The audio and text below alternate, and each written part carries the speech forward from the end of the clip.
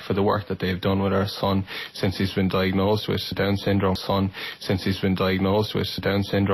I'm a musician, gigs, and to try and release a single and try and raise awareness for Down Syndrome Ireland and for the cause and that, you know. He was after his birth, and it was a massive shock to us, you know.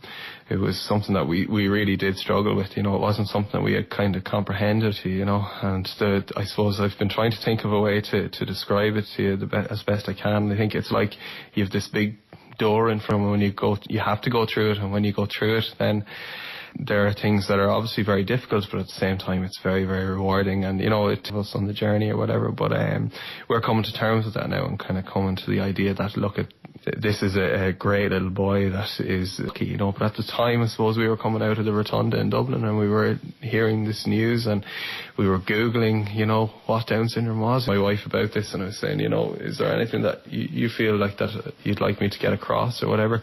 And she said, definitely, you know, I see, you know, and the highs are really high. Do you know what I mean? Yeah. So simple things that we would have taken for granted in the past are just really, really significant and important. You know, it could be, you know, the fact that he's even kind of trying to stand on his own now, that's massive for us. Like, you know, when he clapped hands for the first, they're the things, you know, that you really take with you and that you celebrate and that kind of stuff.